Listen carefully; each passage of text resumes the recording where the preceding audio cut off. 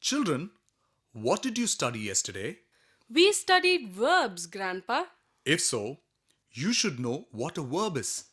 Yes, Grandpa. A verb is a doing word which usually expresses an action. Example, the dog barks at the boy. Here, the word barks is a verb. A verb may also express a state. Example, this dog is a dachshund. Here, is a verb which expresses a state. Okay, Vinod, can you tell us about finite, non-finite, and infinitive verbs?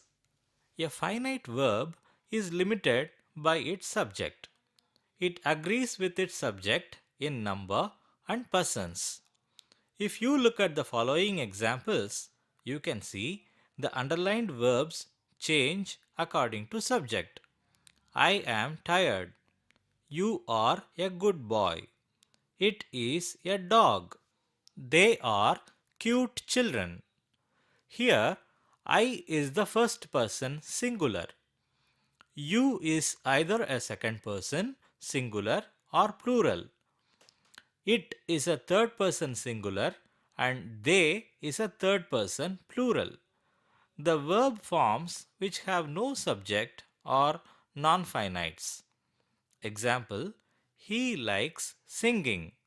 Here, the non-finite verb is singing. The infinitive is the base of a verb.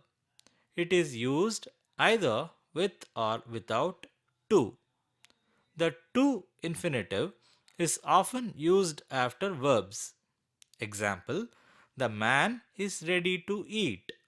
The infinitive without to is used after special verbs like will, would, shall, should, can, could, may, might, and must. Example, he must do well in exams. What are transitive and intransitive verbs? A transitive verb is the one that takes an object. Example, the cat has caught a mouse.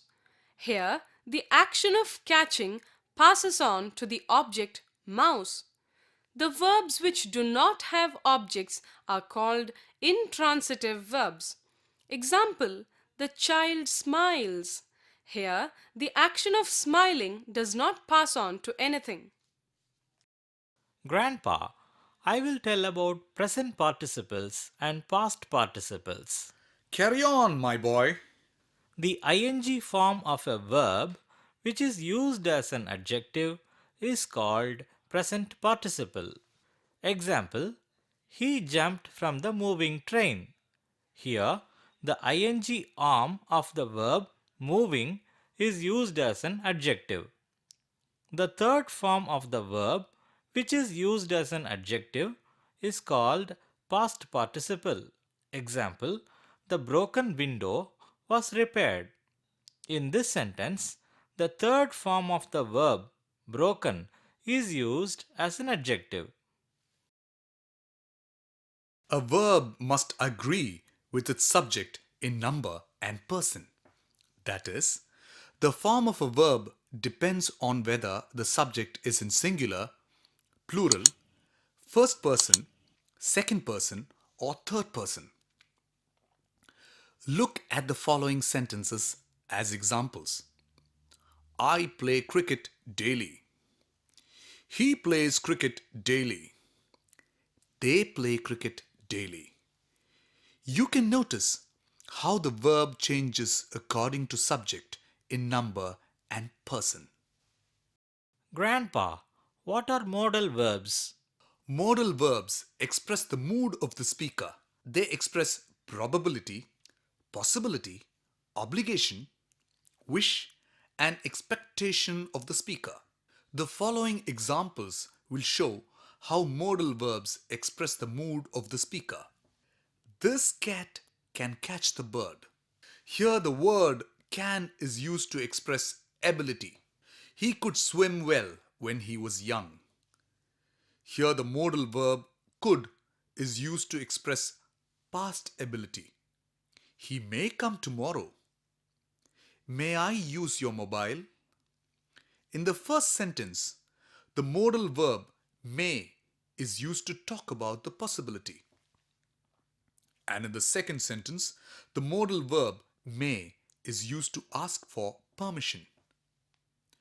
Look at the sentence. You should study hard to score good marks. Here, should is used to express necessity. In this sentence, he must be 70 now. The modal verb must is used to express strong probability. Tell me, what is a gerund? Sorry, Grandpa, we have no idea. No problem. I will tell you. The ing form of a verb which does the work of a noun is called gerund. It may become the subject or object of the verb. Examples: fishing is not allowed here. Here, the ing form of the verb is the subject. Ducks like swimming.